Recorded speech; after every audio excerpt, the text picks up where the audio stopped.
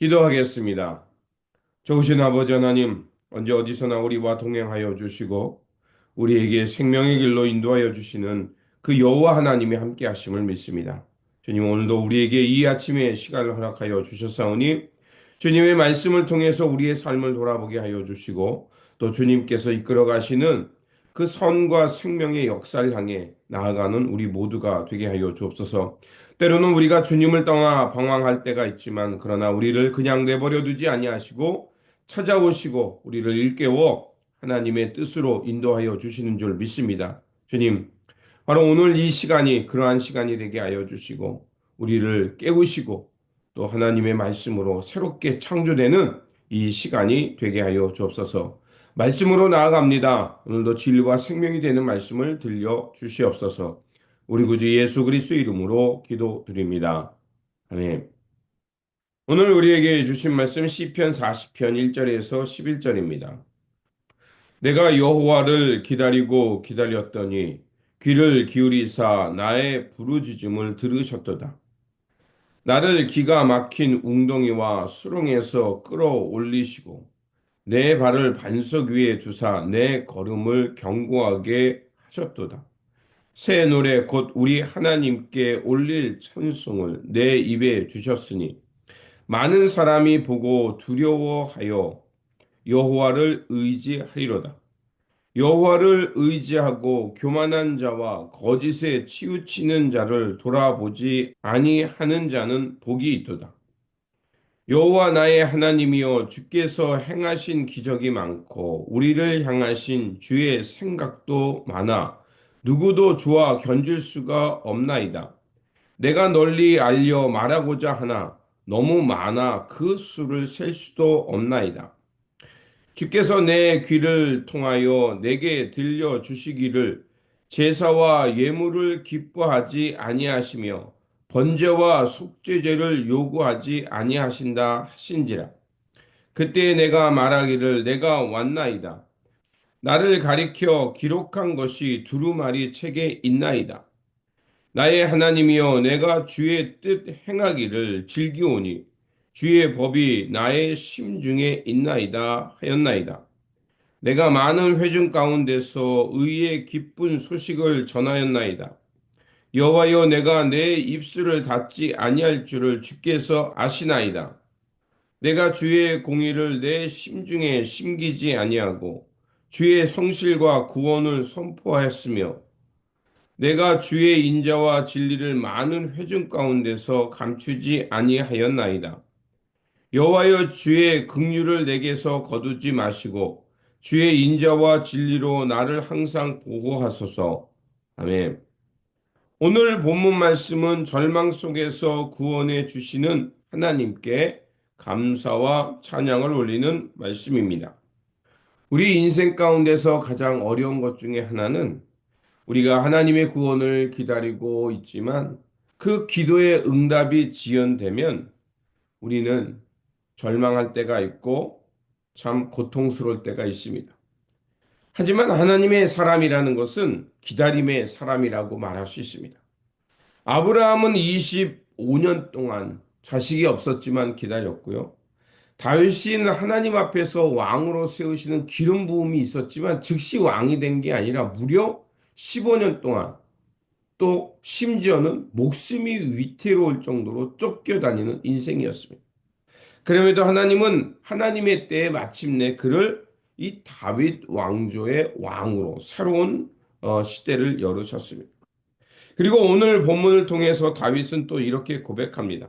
내가 여호와를 기다리고 기다렸더니 이 기다림의 단어를 두 번이나 반복하고 있었습니다.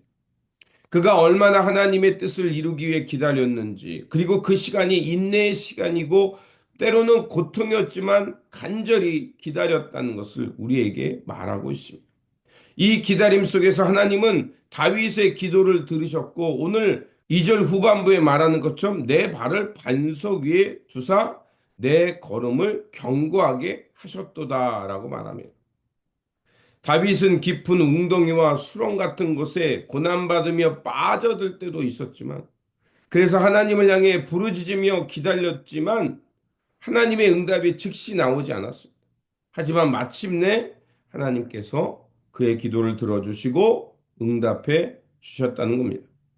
하나님은 이처럼 고난의 자리에서 승리의 자리로 굳건하게 반석 위에 서는 자리로 바꾸시는 분입니다. 낙심의 자리에서 그래서 실망하고 있을 때 하나님은 우리를 찾아와 소망의 자리로 그래서 흔들림 없는 견고한 반석 위로 인도해 주시는 분임을 우리에게 말해주고 있습니다.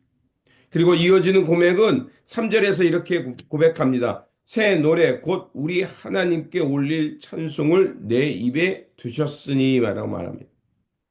그가 하나님이 이루신 일을 마음껏 찬양합니다.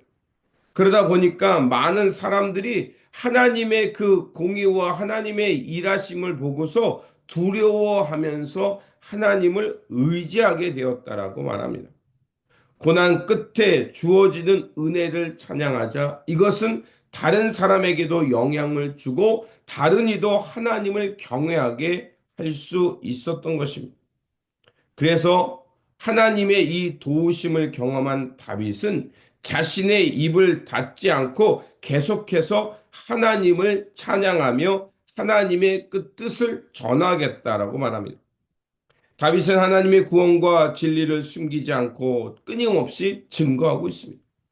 오늘 우리가 매주 하나님 앞에 예배를 드립니다. 예배를 드리는 것은 단지 내가 받은 은혜에 대한 감사뿐만이 아니라 그 은혜를 다른 사람들과 나누고 선포하면서 그 은혜가 다른 사람에게 하나님의 이 구원의 은혜가 확장되게 하기 위함도 있는 겁니다. 그래서 우리가 하나님의 은혜를 깨달았다면 교회 문을 열고 나가 세상에 이 하나님의 은혜를 선포하고 전하며 살아가는 것입니다. 하지만 우리 인생 속에 롤러코스터처럼 환희와 기쁨도 있지만 고난이 다시 찾아올 때가 있습니다.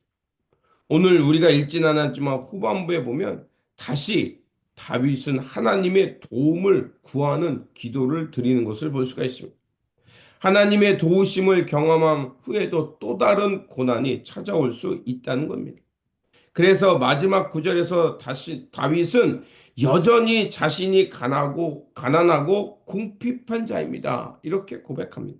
17절에 이렇게 되어 있습니다. 나는 가난하고 궁핍하오나 주께서는 나를 생각하시오니 주는 나의 도움이시오 나를 건지시니라 나의 하나님이여 지체하지 마소서. 그렇습니다. 신앙생활이란 한 번의 승리로 끝난다는 것이 아니라는 겁니다. 우리가 믿음으로 날마다 새로워져야 하고 하나님의 도움을 매일 구하며 살아가야 하는 겁니다. 다윗도 그랬습니다. 하나님께서 간절히 기도하고 기다렸더니 굳건한 반석에도 세우셨지만 오늘 후반부에 말하는 것처럼 그가 또다시 고난으로 나락으로 떨어진 때가 있었다는 것입니다. 고난이 없을 수는 없지만 중요한 것은 다윗이 우리에게 말하는 것은 하나님은 우리를 생각하고 계시다는 겁니다. 그리고 우리가 그렇게 그 어려움 중에 있을 때 홀로 두는 것이 아니라 찾아와 우리를 다시 일으키시고 그 회복시켜 주신다는 것입니다. 그렇습니다.